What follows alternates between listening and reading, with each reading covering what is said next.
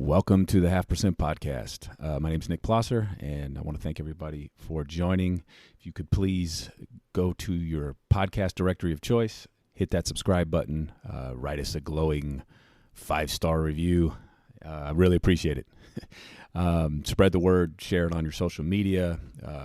Anybody you know who served in the military, active duty, reserve, retired, doesn't matter. We'd has some compelling stories to tell. We'd love to talk to him. So today's guest is Garrett. We'll call him Garrett. And Garrett has had a long career in the service. He was in the Army as well as the Navy, transferred to the Navy later on in his career. Was in the Persian Gulf, had a number of classified positions, and really interesting guy, and speaks with real passion about his time in the service, and I really enjoyed this conversation. Garrett, thank you very much for your time. Don't turn around. Let's get to the show. Okay, Mr. Push-Ups. Let's hear your story. It's not just the uniform. It's the stories that you tell. So much fun and imagination. From now on, you will speak only when spoken to. And the first and last words out of your filthy sewers will be sir. Do you maggots understand that? Okay, we're here with Garrett. Garrett, thanks a lot for joining us, man. You are quite welcome. It's an honor. Yeah, definitely honor all mine. You know that, buddy. Well, as I entered you briefly before the show, but you've been in the military in some form or fashion for 21 years. That's correct. And you did something you did something that I don't know if is common or not, but you switched branches. I assume that's not as common. That's true. I initially served for 4 years active duty in the Army, and then I took a short break in service, and then I enlisted in the Navy Reserves, and I remained there for another 17 years.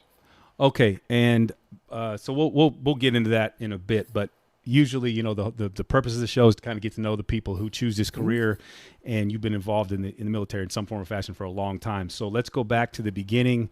Tell me as much or little as you want about your background, but what I'm more interested in is kind of just a brief overview of your upbringing and why you decided to go into the Army.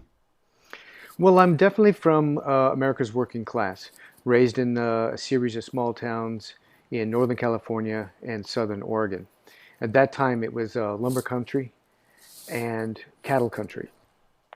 And all of the key influencers in my life, my parents, aunts, uncles, had either been in uniform or been married to someone who was in uniform, or at a minimum had been in the USO. Okay. So I was a classic example of someone who was influenced by those around him that had shared their experiences around the dinner table. And these were people I loved and respected. So for me, the military was always an honorable profession. It was filled with adventure, it was filled with comradeship, and it was an excellent opportunity to have purpose. Right. And I always knew that I was going in. Okay, so that's the next question. That wasn't something expected of you or pressured on you at all. You just saw the example and you knew that was a way that was a path that could, you know, provide some adventure and excitement in your life and a way to earn a living. I actually never looked at it from a way to earn a living. Anyone who's been in the military knows that you do it for the active service. But it always represented to me a way to connect with my family and my ancestors. It always represented to me a way to see the world, experience adventure. And it always represented to me a way to do something valuable. And I think if you talk to any veteran of any service, of any decade, they will say the same thing. When you're in the military, you accomplish what most other people seek in life, and that is to have been valuable. Mm-hmm. It's a definite commonality that I've seen and you know, this is only our fourth show, but I've, you know, in my entire life, you know, meeting people and knowing people in the service, including, you know, many members of my own family, that was a common theme in the time that they were in, which is that, and I think that's what the military does well, especially in this generation when there's not that many people serving, or not nearly as many as were the time in the past when there was a draft or when there was active wars. And so I think that probably, especially for young people, young males, men and women, it gives an outlet and a sense of purpose that has been lost, I think, in large ways. So that's a separate point. But hearing you say that just strikes a chord of a common theme that I've heard of a lot.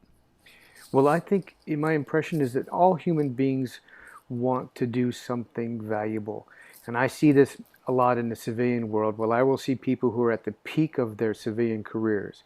They have fame, popularity, affluence, and they will still speak out about landmines, or they will still speak out about poverty, or they will still find a way to make sure that they're doing something valuable.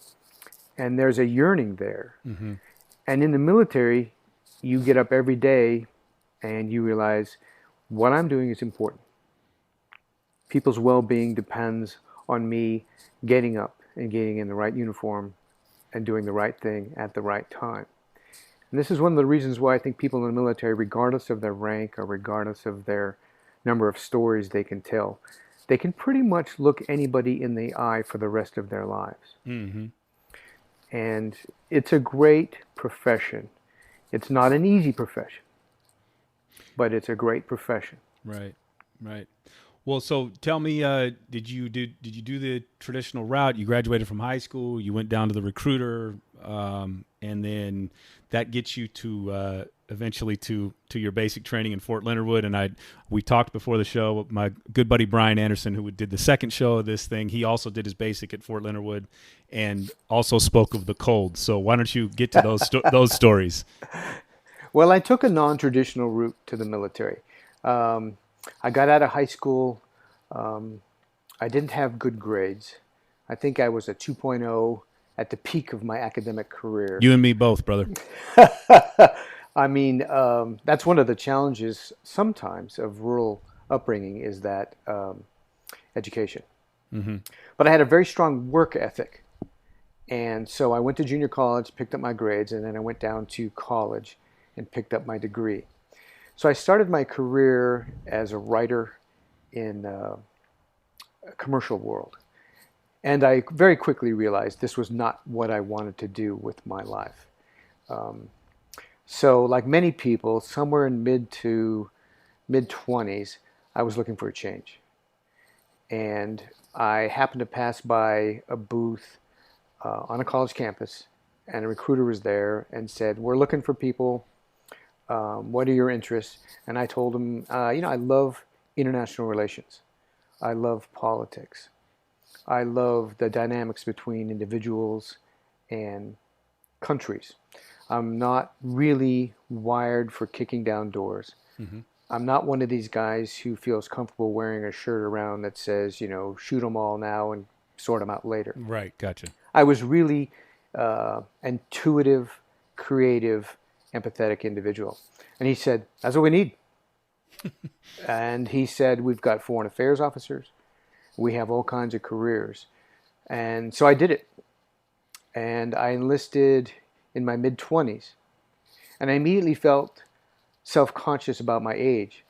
But as soon as I got on the bus and headed to Leonard Wood, even before we had our heads shaved, I realized that 30% of the people around me were in the same situation. Okay. They were older people who were looking for something more meaningful in their life.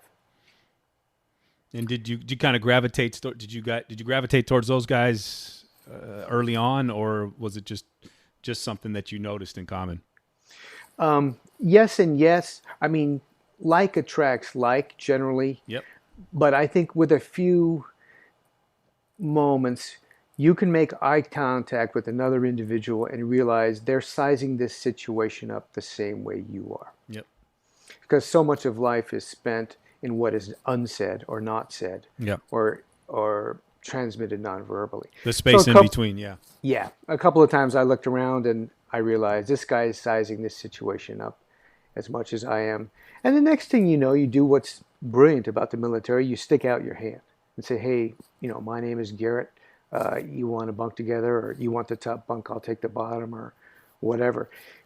And the rest is history, because the military is doing exactly what they said. It makes you come out of your shell, but it also makes you shed the identity you had prior to the military and broaden it. Mm-hmm. And so I always valued that, because you could not necessarily self-define in the military, because maybe in high school you were the top jock, or maybe in high school you saw yourself as an academic, or maybe in high school or your early career in the professional you saw yourself as a goth. Mm-hmm. But when you get in the military, you can't have that identity, so it forces you to keep that identity in your back pocket, but also develop a new one that says, hey, basically I'm a hard worker, or basically I'm a good teammate, or basically I'm a good rifle marksman, or right. whatever the identity is. Right. And so what happens is some people become sort of informal leaders, and some people become sort of informal attorneys, and some people become informal counselors. And there's all kinds of dynamics that happen in human relationships, and the military is very good at fostering that. And all folding within a larger mission, though, too, which seems to exactly. seems to be the thing that it does so well, because you're figuring out how you can, at the end of the day, how you can contribute to that larger goal. Exactly, as part of a team. Right, part of a team. And so, but you're right. I mean, my hat is off to anyone who's ever been a resident of Missouri, because I had never been there before. But it is the extremes, weather extremes. I mean, during the summer, it's as close approximation to the sun as you can get.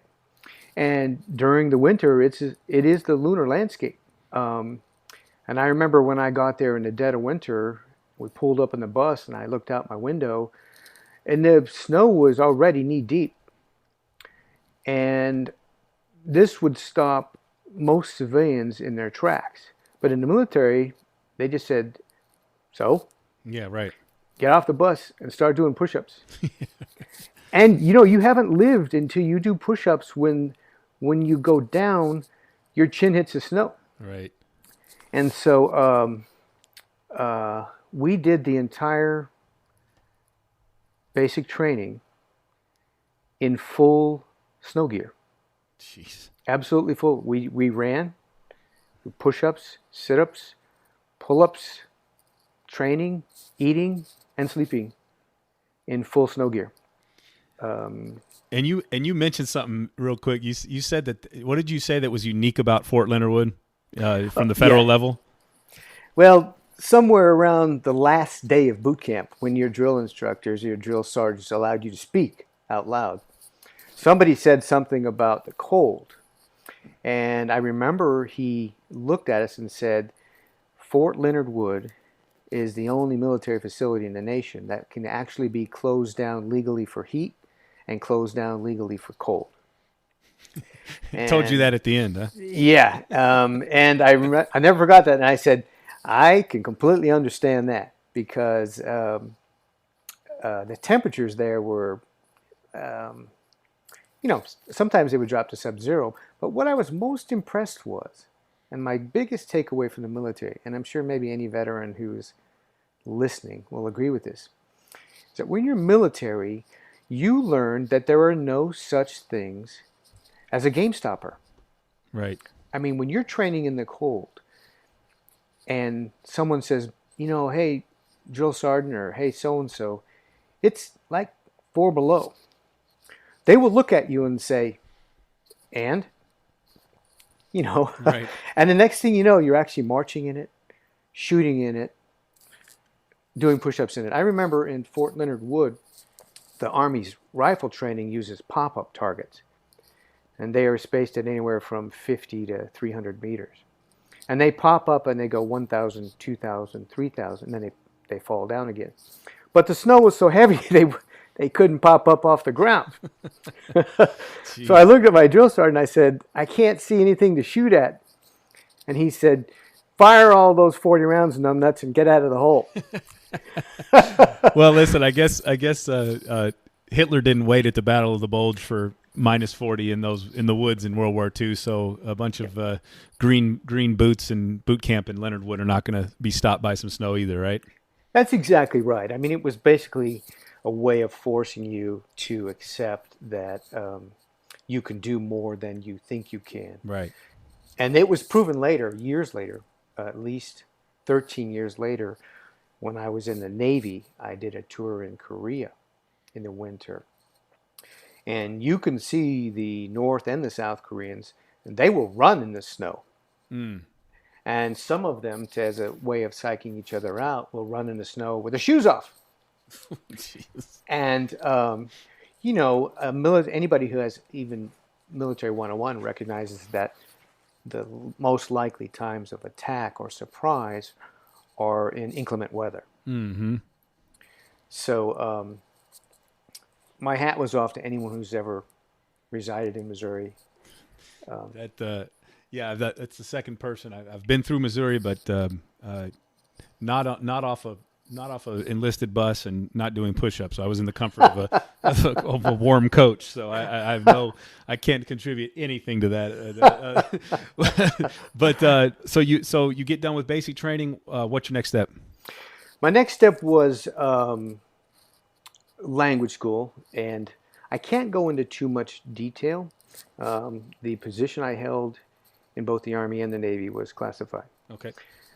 But after language school, I went to jump school in this is Fort airborne Benning, training, Georgia. Fort Benning. Okay. Yes. Mm-hmm. And that was a 180-degree switch from the snow, because I started at Fort Benning in the summer. Oof. And it was a shock to the system and a shock to the psyche, because the heat there and the humidity there. And the only way I can describe it is to get every single piece of clothing that you have and put it on, including shoes and hats and gloves. And then go into your bathroom and lock the door and the window and turn the heat on, and then stay there for 24 hours while you do jumping jacks. Right. And the other issue is the barracks at Benning were not air conditioned. Oh, God. And anyone who's ever lived in the South, who's ever lived in humidity, recognizes that humidity does not honor time. Nope. If it's 85 degrees at 3 a.m., it's 85 degrees at 3 p.m. Yep. But jump school was a great experience. But I will confess that I am not an alpha dog. Okay. I was always a middle child. I was always a natural listener, negotiator. So I was afraid to jump. Mm-hmm. And I don't have any qualms about admitting that. I was not one of these guys that was running around yelling, "Who let me out of the door." I was like, this is not safe.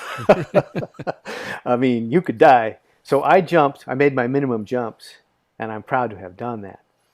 But anybody listening should recognize that I'm living proof that you can have a successful military career by being a Bravo dog, or even in my case, being a Charlie dog. I didn't like going out the door. I never got used to it. I prayed before I went out, and I prayed when I landed. And how many jumps do you have to make successfully to qualify? 5. 5. You Okay. make 5 at Fort Benning, and then when you get to your duty station, you of course jump as much as your unit jumps. Right. But I'm glad to have done it. Yeah. And I'm proud to wear my wings. Right. Of course. But it's interesting to get a perspective on that as well, because, the classic stereotype is the hoo-ah, jump out of the plane, and of course you need all of that you need all of those personalities for a successful military. You have to have all of the above. It's not really a question of either or, it seems, so.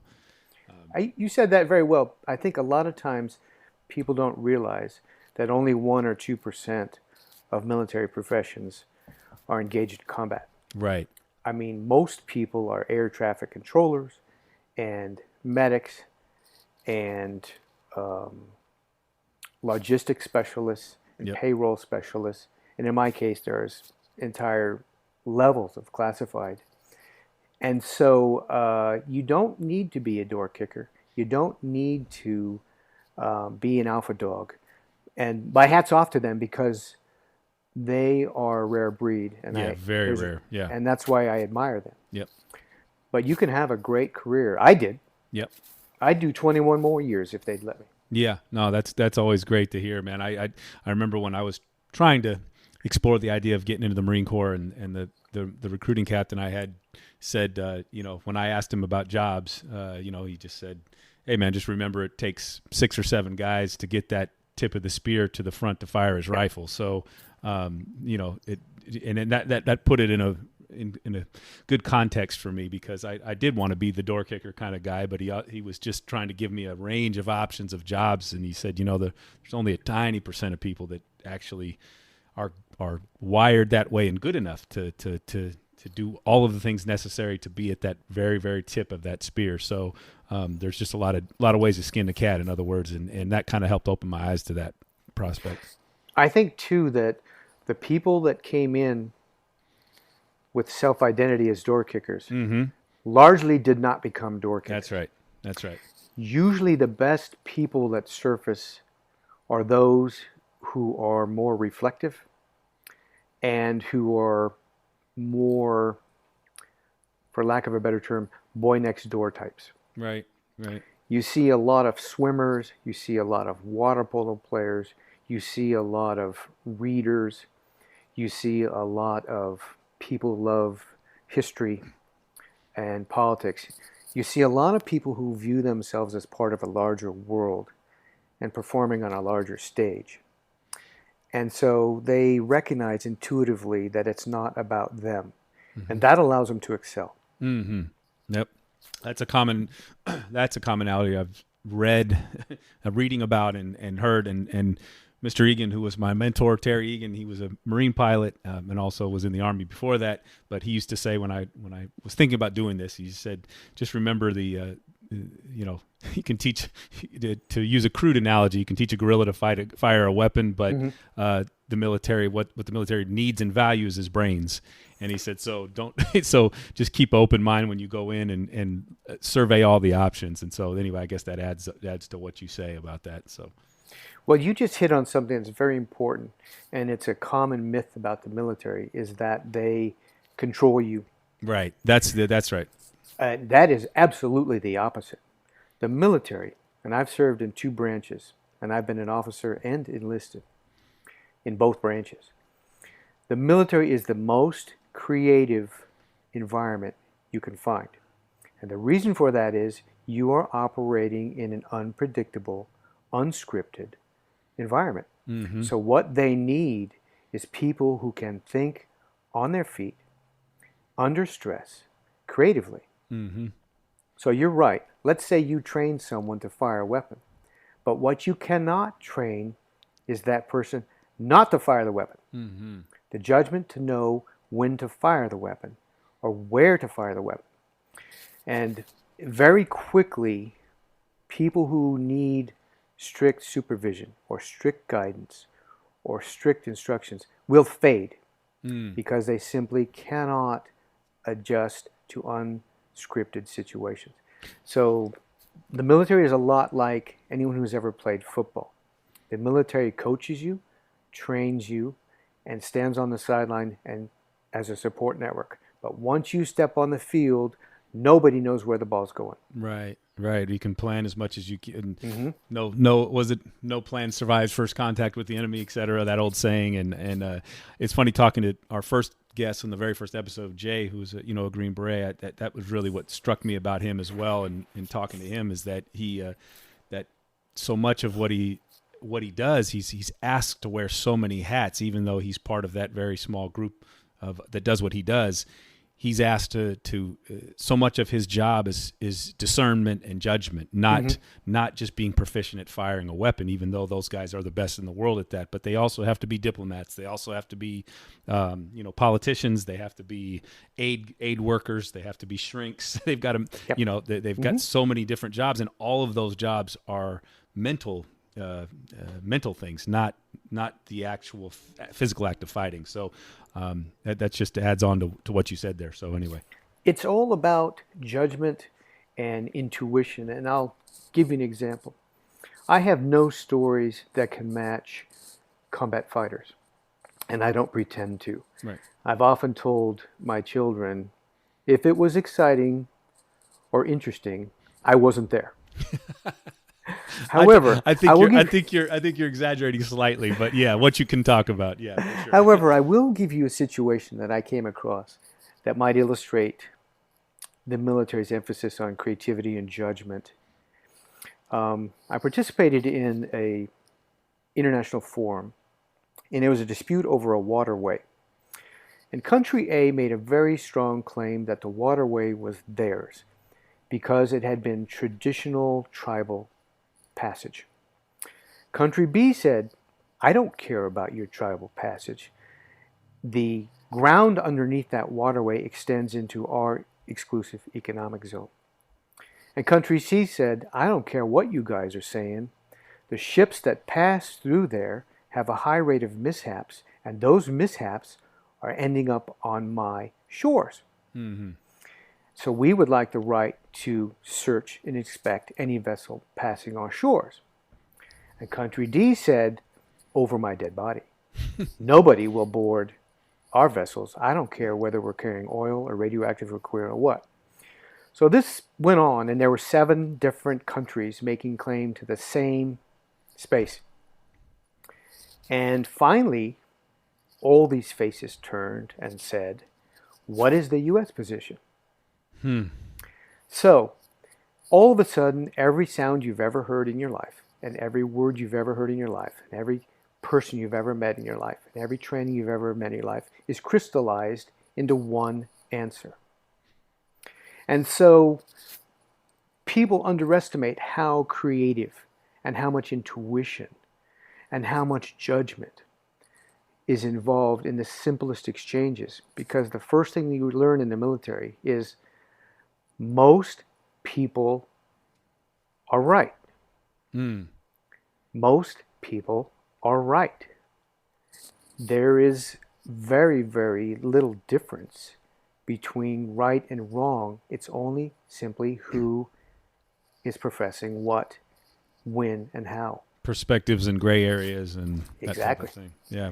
And that's the challenge of the military. I mean, these special forces guys, my hat's off to those guys. I admire them to this day.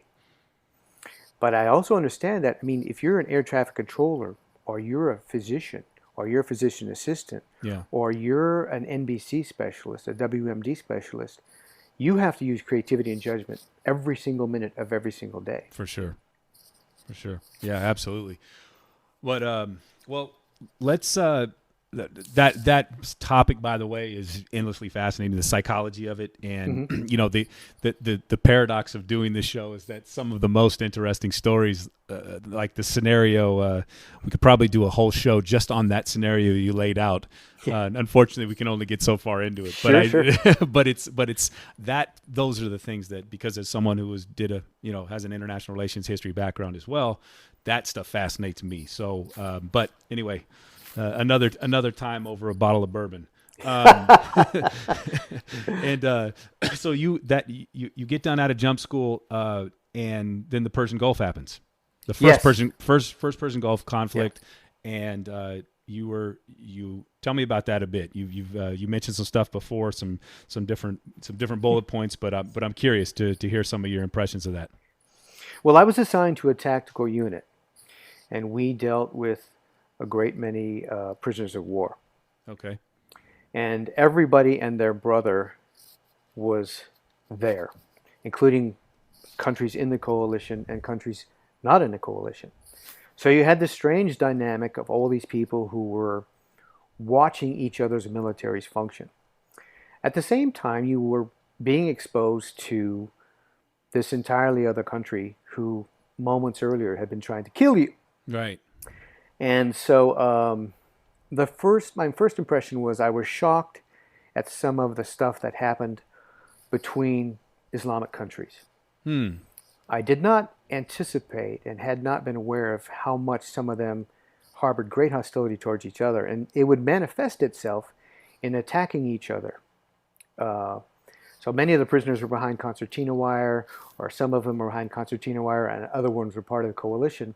And they would just go at it like bar brawls, Jeez. And it was almost like you see in the Old West movies, people throwing chairs and cracking bottles and all this Right. stuff. But in the midst of it, it was behind concertina wire. So for a while we realized, okay, we need to separate the enlisted from the officers. We need to separate this group from that group. And so it was very, very good introduction to tribal ways of seeing the world.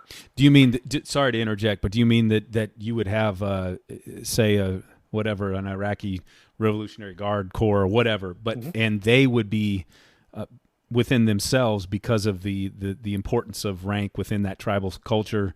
There would be conflict there because of that, because they were not separated, you mean? Exactly. Or because of perceived slights of honor. And I'll give you an example. When you are a prisoner of the United States, you live well. We give people dental care, medical care, blankets, pizzas, whatever, right? So inadvertently, an enlisted person ended up with more blankets than an officer. So then that officer then attacked that enlisted person. Now in the American military, that would not happen. Right. Somebody would say, "Hey, dude, how'd you get 2 and I got 1?" Right. But you had to be sensitive to that. The other thing was funny was that we realized we were dealing with an audience that was not being used to being around uncovered females. Right. So anytime you have an intelligence battalion or a foreign affairs battalion or a medical battalion or a logistics battalion or a headquarters battalion, there's a higher percentage of females. So all of these prisoners were like, oh my God, look at all these uncovered females. So it was not uncommon for us to be doing a daily task and look over on the concertina wire and see hundreds of guys leaning up against the razor wire to get a glimpse of uncovered women. So also we realized, this is just, things you need to factor in that you had not anticipated for and had not trained for. But no story about Persian Gulf or Iraq is complete without a reference to burning feces. Okay, let's do it. Burn pits, man. Let's do it. Okay, most people don't realize this, but when you're out in the desert or you're out in the field, there are no latrines, there are no bathrooms. So what you do is you dig a hole and you put a pallet, a wooden pallet like you see at a grocery store over it, and you knock out the center peg of that pallet. Okay. And then, anytime someone needs to do their thing, they squat over that pallet into the hole. So a typical platoon is 45, a typical company has 100, a battalion 400. So you would basically at any given time may have from 200 to 400 people using that hole. So, and that obviously creates a tremendous sanitary issue, right? So what happens is it needs to be burned every day. So inevitably, anyone who is an E4 or below, or sometimes an E5 and below, gets burn duty. So what you do, it's you go over there and you take a stick about the size of the one you would see on a pole vault pit, and you put a combination of diesel fuel and regular gas in there, and some combinations of what we used to call Mo gas. And then you pour, Which is what? Mo gas was, well, at the time I was there, Mo gas was a strict combination between regular diesel, and sometimes people would tuck in oil fuels. Oh, right. Okay, gotcha. Which always gave it a wild card, because you'd pour it on the basically 400 the poop of 400 people. Shit pit duty. Yeah, and then you light it on fire. And you had a 50-50 chance if it was going to explode. And you have not lived until you see lava, poop lava. Because if it would explode, it explodes high in the air, and basically all of this feces would go flying through the air like lava. So you learn very quickly to get the right combinations, and you learn very quickly how to toss a match and run. And I'm assuming that particular duty, shit pit duty, I would call it, that the explosive feces, that wasn't covered in your recruiting meeting, was it? You will not see that in any recruiting manual anywhere. But anyone who's ever been overseas and has done it can appreciate it, because what happens is once the flames die down, then you had to stir it. Oh, Just God. like a witch's brew. And so you'd sit there all day long and poking that thing in there and shooting the breeze. But I'll give you a sense of irony. That was not the worst duty. No. That was not the worst duty, because everybody else was out in the desert, filling sandbags, laying concertina wire, burning garbage, or doing God knows what else. So after a while, you realized, hey, if I got poop duty, I'm by myself. Ah. Everybody's leaving me alone. So a lot of times you used to see, after the first couple of weeks of getting over the shock, you used to see people raise their hand and say, I'll take it. Because it was really the only tranquility You would get out that there. you got in the desert. once your olfactory senses were singed beyond any usefulness, then you just got used to the peace of the desert. Yes. And also, a tour of duty burning feces is a very humbling experience. Oh, amen to that. Shit. And it also makes you appreciate every other experience in life.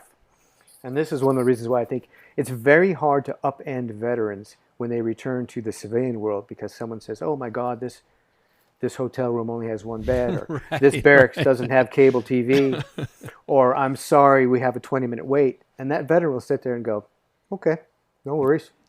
Yeah, it's I don't have this is not comparable to that in any way, but you know, I say all the time. Some of the places I've been, if you haven't lived until you've used a public squat toilet in Mumbai, India, or in the middle of Burma or Cambodia, and in the middle of summer, and or in anywhere in Southeast Asia or North Africa that I've been, that really made me. It's funny, and this was not purposeful, but I just came back, and the worst toilet I've ever used in the West it doesn't bother me anymore. I go into public toilets, and my wife just won't even come near them. But I go in there, and I just kind of, okay, because once you've spent months using those toilets, and I'm burn shit pit duty in the desert, in the Gulf is times 1,000. So it does give you an appreciation for that, among many other things. It really does. It makes you realize. Everything is basically okay. I mean, what civilian populace may see as a 1-star hotel is a gold mine for a veteran. No question. Well, and especially if you have, it's funny, you see those. I see some of those videos sometimes about the guys that have been in the desert for a while and they haven't showered for weeks on end, and then they get those lean-to quick fix showers, and those guys line up for hours to get into that thing and take a hot shower for the first time in months. So. Again, all perspective, right? Well, let me give you my experience. I did not shower for 7 months. Oh, God. And the way it was we were given an allotment of water each day. And it was about a gallon. So very quickly we learned what the military calls, actually I can't use the term. Oh, you can use it. This is an expletive if you want. It's fine. This is an adult. This will be a marked expletive, so go for it. So what we would do is we would pour water in our Kevlars. Yeah. And then you just wash the good parts. Okay, gotcha. Right, Just the important parts. Yeah. We did that for 7 months, and eventually, as you described, one day somebody came up and said, hey, Garrett, check this out. We got portable showers. So this big water tanker pulled up, just like you see on the freeway. And these hoses were wheeled out, and we all stood underneath them, and the water was Arctic cold. Literally, within 40 seconds, it made a freezing thing around the pipe. So we all stood under this cold water, screaming bloody murder. But it was the first running water we had seen. It was the first time we had a chance to wash our bodies. Still probably the best shower you've ever taken. Best one. It took about 10 minutes to get your body temperature back to normal after you were done. It was like being dunked in a polar ice caps, but it was water and it was a shower and it was welcome. That probably was so cold after 7 months of heat that probably rearranged your DNA profile. Yeah. Well, let me talk to me about New Agent Orange. Oh, that was a controversial thing that happened in the first Persian Gulf, and we were unfamiliar with WMD. Mm-hmm. And there were a lot of Scud flying around, and there were a lot of Scud threats. So they began to give us these tablets which none of us had heard of before, but they were commonly called PB, Papa Bravo. And we were like, Whiskey Tango Foxtrot, what are we taking? Right. You know, because we were an educated military, and we had certainly were aware of what happened in Vietnam with Agent Orange. And they kept giving us these tablets and saying, just take them. Mm-hmm. Right. And it started a lot of anxiety because we didn't know what we were taking. And too often in the military, you know, things are not optional. But I do remember one time saying to our chain of command, I said, I don't know what we're taking here. I'm worried about this. And somebody came up to me later and said, hey, Garrett, just toss it over the fence. Right. You know, and so all of a sudden I realized that a significant percentage of my, you know, fellow soldiers had just been basically saying, yeah, I got it. And they put it in their hand, and they toss it over their fence like somebody tossing sand into the air. But, you know, there's workarounds. Yeah, right. Of course. But that still remains a concern of mine. And I think a lot of veterans share that concern. The burn pits are funny stories, but we did not have masks. Right. And we did not have eyewear. And you put diesel fuel, regular fuel, feces, plastic, styrofoam, exploded ammo, and you mix that with the potential for, you know, radioactive surfaces and the things that you can pick up in the middle of a desert. Right. Nobody knows. Yeah, nobody knows. Right. Nobody knows. Right. It's war, right? Yeah. And every veteran now, I think, lives with the possibility that something is going to go off inside them. And that is a real fear.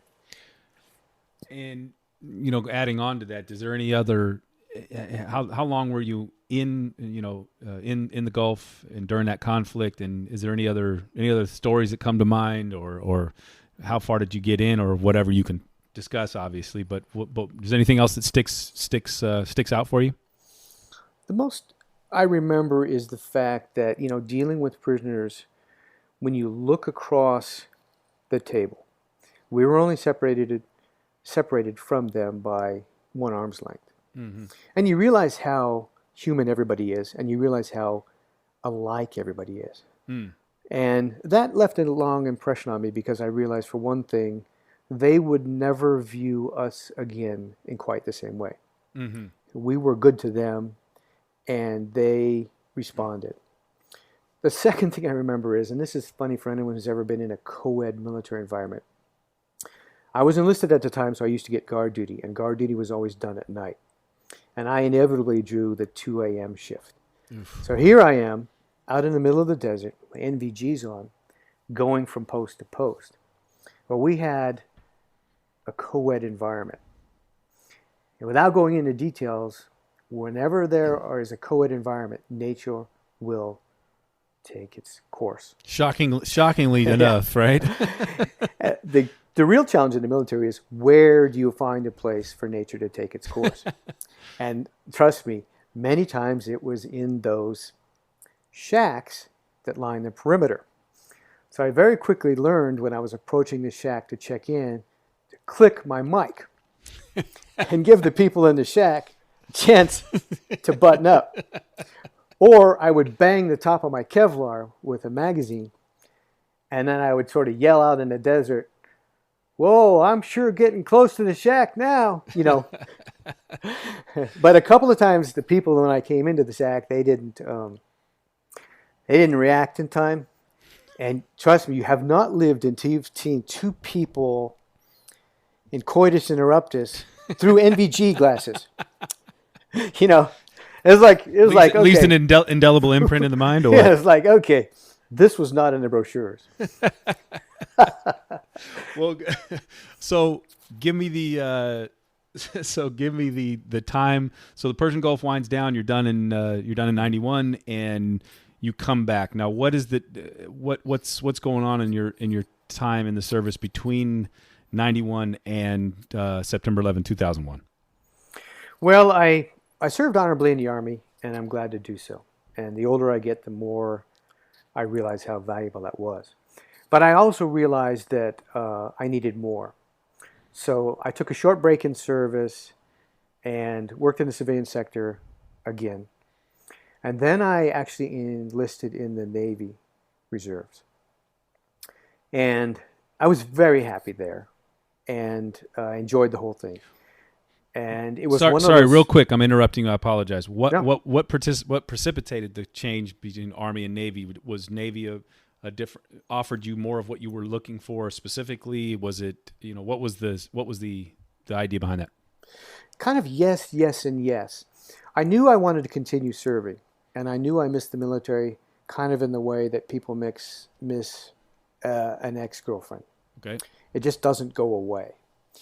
But I also knew that I needed more than kind of the tactical experience that I had had in the Army. So I happened to be in a restaurant one day, and there was a guy in uniform there. And I approached his table and said, I'm sorry, I'm interested in getting back in the military. And he was a Navy recruiter. So there you go. Always pay attention to serendipity. Right. Always pay attention to serendipity. And he said, come see me. And so one thing led to another. But the one challenge was, I had got out of the Army as a sergeant. So when I jumped over to the Navy, the guy said, we got to start over again. So I actually lost 2 ranks in the Navy. So it was tough. I lost 2 ranks, and I had to go back through their training.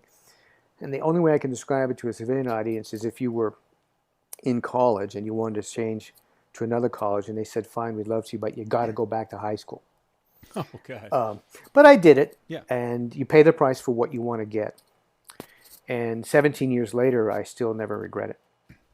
So it's a good move. So with the Navy, what are you now doing generally? In my first tour of the Navy, I worked in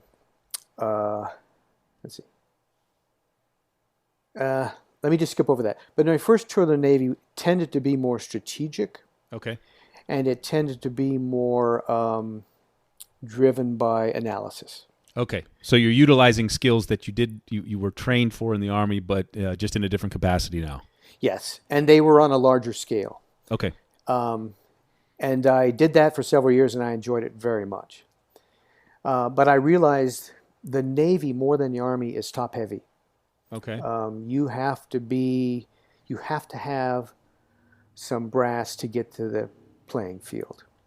So I knew that I wanted to be an officer. So by that time, I'd already had 10, maybe even 12 years in. So I went to a modified officer candidate school because I knew we could make a bunk.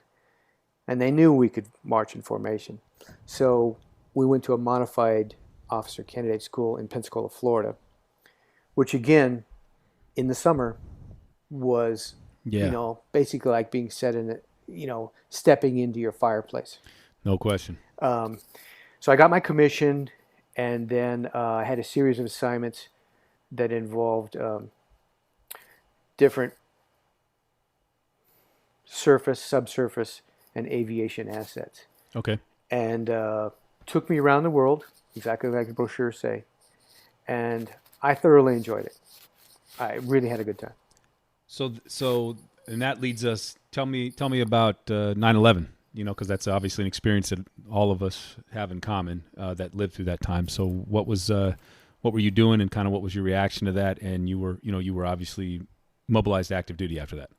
Yes, when 9/11 hit, I was the father of a young baby, and I got a call that morning that said, get ready. We're sending you somewhere. You're going somewhere. So I did. It was a very, very difficult, emotional time to leave. As anyone who's ever been a parent could imagine, leaving an infant behind was very, very, very difficult. And I'm not even going to try to minimize it. But I had taken an oath, and I also knew that years later, my child would say, hey, Dad, what did you do when 9/11 happened? Right. And at that moment, I wanted to say, hey, I rogered up. Right. And so I left, and I was sent to a position in Washington, D.C. I would like to say that I had an adventure overseas, but I did not. I was sent to a classified position in D.C., and I'm proud of my service there, but I don't have a lot of stories. Of course. I wish I did. But at the same time, like I said, I've always been comfortable being a Bravo or a Charlie dog. And I'm comfortable with what I contributed. Right, and right, that's right. all. No. That's all that matters. Yeah, no question. No, and you know, the juicy stories or not, you know, it's not the point really. It's just to get an idea of all the different things that are required, because obviously there are people who go jump out of planes for a living and tip of the spear type thing, and then there's the people that help make sure that they get there safely and have the information they need to do what they need to do. And so there's just so many, like you mentioned earlier, so many different jobs. So I was just curious about kind of generally what you did there. And did you, let me ask you this, did you notice, what kind of changes did you notice within the military post 9/11? Well, the most interesting thing I noticed as my career progressed was the changing in the caliber of the people coming in. They were so smart. I mean, the percentage of enlisted personnel who had BAs and master's degrees and even law degrees was rising every year.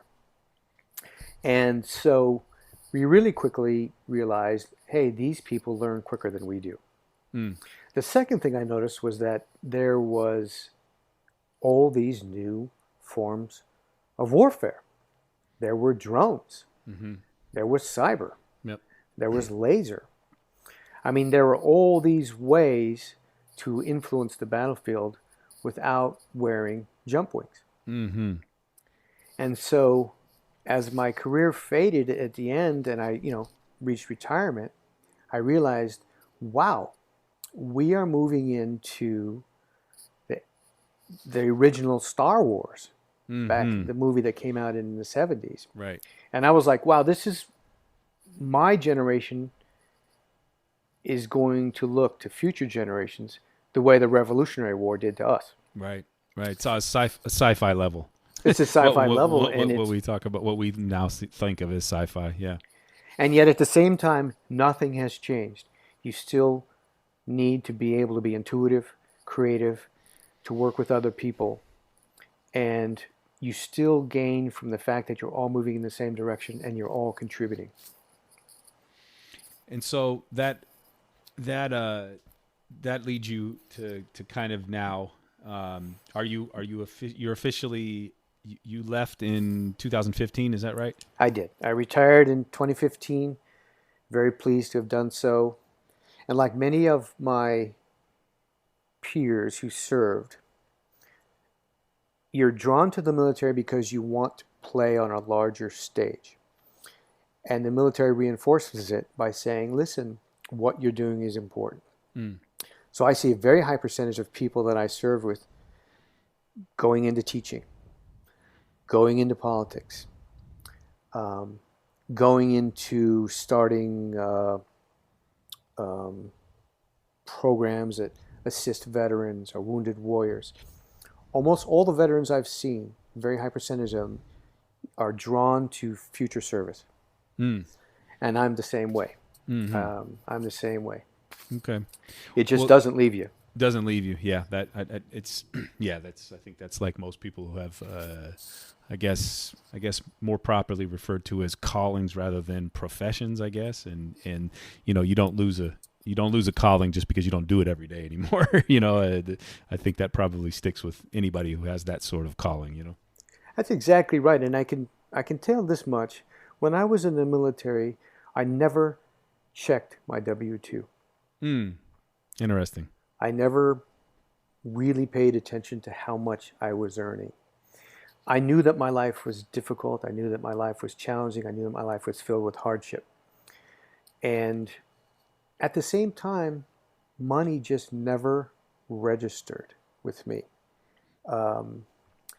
We were getting paid. Sometimes we didn't get paid on time, and sometimes we didn't get paid for months on end. However, we were doing something that I think was valuable, and it reminds me a little bit, to use another football analogy, when you're on the field, or you're a basketball player, when you're on the court, you are not acutely aware of how many points you have. No, if you are, you're doing it wrong. Yeah. I mean, you're just playing for the exhilaration of playing. Right. And I think that's a good way of summing up. I was aware, because I was a family man and different things, I was aware, of course, that finances were important. But it was never a driving motivator for me. You know, you and I talked before, and I'll digress slightly, but the whole purpose of this thing was that 25 years of living overseas and meeting people. I relay this one story, and I told it to you, so if you'll indulge me. I was in Istanbul, and I was about to get on a boat to go down the Bosporus, and it's a beautiful view there, and it was a beautiful sunny day, and I was with a couple of German siblings that were at my hostel, and we all kind of just hung out for a couple of days. While we were on this boat, I met this young Air Force enlisted, I guess, probably. She was too young to be an officer, but she was about 21, I think. And she was there at one of our bases in Turkey as an air traffic controller. And so she's from Chicago, and we started talking and talked the whole way down the river. And I was so impressed. She spoke Turkish. She spoke Magyar. Yeah. She had traveled all over the Central Europe.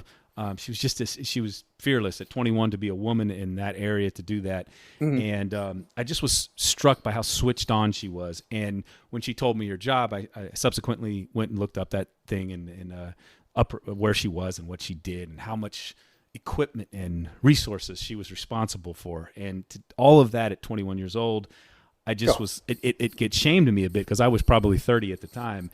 And I just go, geez, what have I done with my life? This girl's done more in 2 years in the Air Force than I've done in my entire life. And so after all of that, we're on our way back to our hostel near the Hagia Sophia, right there in the Blue Mosque. And the German siblings said to me over dinner, I said, you know, I've never seen, people in our military, they join, they're kind of, they have no other choice, and it's seen as not an honorable profession. And you know, I don't say that speaks for all Germans, of course. This is what these young Germans said, and it never occurred to me to be anything other than really, really impressed, and then somewhat proud that I came from a country that produced a system that allowed a 21-year-old woman to excel like she did, and to be responsible for so much, and for the rest of her life. Nothing's going to be a problem in the civilian sector, man. She's handled so much. She's had to be a diplomat. She's had to be a logistics person. She's had to be all the things that go into that job. And that's multiplied out toward your job and anybody else. And it struck me, and that's the impetus for this podcast, which is really just they're the stereotypes about what people in the military do, and not just the U.S. military, but we start there because it's mine, because it's our military. But, you know, the impetus was just to give people a fuller understanding of what kind of person does what you've done and what she did, and what Jay and Brian and Peter, who I've interviewed so far, what they all do as well. And it's always impressive for me when I talk to people who choose that career, and that's kind of the impetus for this thing. So the military is a great way, in my opinion, to be what you want to be. You can be whatever you want to be because it's a system based largely on what they call sustained excellence. So what I noticed most about the military was that people who had not thrived in high school or in their civilian careers often found a home in the military because they could find a niche. If you think about it, it's really the only profession that pays you to go to college. Mm-hmm. It's the only profession that pays you to practice martial arts. Mm-hmm. It's the only profession that pays you to learn a language. Mm-hmm. The rest of the world is paying to learn a language, or paying to do all those things. Take BJJ, right. Or paying to. The military is over here saying, I will pay you to do this. Right. And so what happens is people who get in there, they seize the moment. Mm-hmm. And I think one of the reasons why the military can be very attractive, particularly for people from the working class, is they recognize value when it's in front of them. Mm-hmm. And they go, okay, this is a good deal. Yeah. And it was a huge way of acceleration for people to be judged on their merit. And that's, of course, the purpose of the uniform. You can't tell who is affluent. You can't tell, who has an hourglass figure. You can't tell who is ripped. You judge everybody by their behavior. And if the person next to you in the foxhole falls asleep, their economic standing or their academic background makes no difference. Right. Right. And that was something I always admired because in the military, people self-select. You don't have to weed out. Your chain of command does not have to weed out the people next to you. Weed you out. Right. If you're a bad hound or if you're unreliable, you'll find out soon enough. And it has a self-correcting mechanism. And I mean, there are terrific civilian careers. I'm in one now. Right. Right. But I did admire my service in the military, and I did admire what it does. And I will say something else. You mentioned it being around the world. A lot of people dislike the American military. A lot of people dislike sure. Americans. However, they all see us. Yep. They all recognize us, and they all recognize what we can bring to the table. And many, many times, particularly as an officer, I was in a room with people who were avowed enemies, but we were joined together by common issues, such as pollution, piracy, environmental damage. And people realize, no matter what happens, to make my country better, I need to leverage the United States, because they always have their act together. Interesting. It's very interesting. Medicine, whatever you talk about, people will say, okay, the Americans can help me succeed whether I admit it or not. Right. Interesting. Well, that's good to hear, because you hear so many, obviously, and I'm sure, and you've shared this with me before about the bureaucratic hurdles and there's all these great jokes about from guys about just bureaucratic hell. And my buddy that was in the Army for a while described it to me as trying to get change or get transferred or get things done sometimes is like being in the permanent DMV line. You know what I mean? It's just so the only way he could describe it. But it's also good to know that it does work eventually. Sometimes, you know what I mean, to get you where you need to go.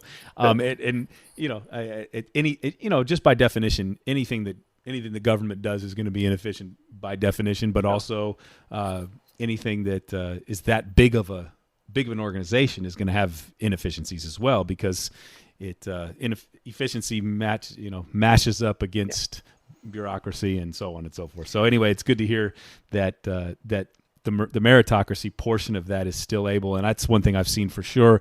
And in a lot of guys I grew up with in Sacramento and in Southern Cal, their parents came out to, whether it was down here in Southern Cal to work in the aerospace industry after the service, or in Sacramento for the two McClellan and Mather, the Air Force bases, and their families used it, as you said, were oftentimes from very poor backgrounds, but used that to really build a great life. My stepdad included. Stepdad grew up basically the child of Okies in the Depression, and got into the Navy, and it paid for his medical school. The GI Bill paid for his medical school, and that changed his entire life. He was the first person in his family to have ever gone that far. So, it's just I've heard that story over and over and over and over again, and so that resonated when you mentioned that. So, Well, and if you look at the sheer number of people now with military backgrounds that are beginning to run for Congress, I've noticed that, or president, or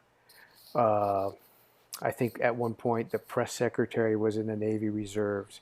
And you see a lot of this because regardless of your economic background, including very wealthy, which is a high population of people in the military do it, affluent people do the military precisely because they want to add that meaning in their life. That's right. And they'll always have the same sort of trend towards larger service or larger scale, in or out of uniform. You definitely see that, like in the last election cycle, whether whatever your political beliefs are, but whether it's Tulsi Gabbard on the left or Dan Crenshaw on the right, that are people that have had a prominent voice, that share that sort of that background of service. So yeah, that's definitely true. You see it more prominently this time. Well, I saw too in California. There were two people running in a special election. Both of them were ex-military. We're ex-military. That's right. Up here in Santa Clarita, I think it was. Yeah. Yeah. And you just see them, and whether they are, no matter what side of the aisle they're on, they want to keep contributing. Yeah. I don't know how much time you have. Can I add a story about admin? Go for it. You got plenty. This is a podcast. You got what you need. You're right about the admin, but the military can do snafu to levels that no one in the civilian world could possibly imagine. And primarily because you have an audience that cannot sue. They cannot sue. The chances for FUBAR exponentially grow. And when someone, so I'll give you an example. You in the military, you often get paid, you get a scale, right? But then you get paid for special skills. Like it's X amount of dollars for jump school, or X amount of dollars for combat pay, right, or X amount of dollars for a language. So I went for about a year, 14 months, never received a thing. Nothing. Just didn't get around to it. And I took it up to chain of command, took it up to chain of command, took it up to chain of command, and then my chain of command took it up to chain of command. But if you want to know what taking it up to chain of command tends to be like in the military, write all your concerns on a piece of paper and then shred it. Okay? Because the system has too many layers to get to it. It's not that anybody is malevolent. In fact, they're great people. It's just the system has too many layers. So the message can't survive. So what happens was finally after about 14 months, I finally got in. I went up to the window and I reiterated my concerns. And the person behind the counter looked at me and said, "No shit, Sherlock." And I realized this person behind here was, just deluged with people like myself, whose admin stuff was messed up. And the funny thing about it is they're good people. The system just can be overwhelming. Right. It reminds me a little bit of what happened when the coronavirus hit. You had all these good people on the front lines. That's right. First responders. But they were overwhelmed. They're overwhelmed, yeah. Right? And that's what it's like. It's good people in a situation that can be overwhelming. But yeah, when you're in the military, you learn patience. I was going to say, this is like a patience of biblical proportions, like the patience of Job. Not just waiting in a 4-hour DMV line. That's times a million.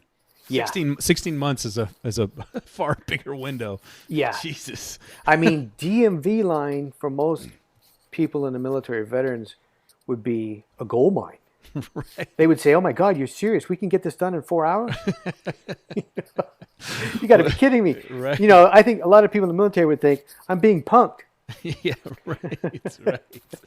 Well, hey, unless you got anything more, Garrett, I think we've covered most of it. Again, there's stories in between the layers and stories between the lines that obviously I wish we could get into, but for obvious reasons we can't. But you've already shared a lot, so I really appreciate it, man. And thanks for taking the time, and thanks for sharing your perspective, man. I really I've known you a while, and I learned some stuff myself, so that was really cool.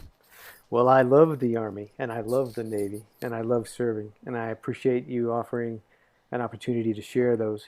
Well, hey, man, before we get out of here, man, I just want to encourage everybody to please subscribe.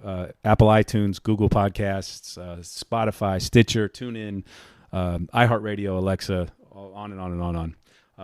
Anywhere you listen to podcast directories, we're available. Also on YouTube, we'll have these shows up on YouTube that you can listen to if that's your choice as well. So please subscribe, write us a positive, glowing review, help grow the show. We appreciate it.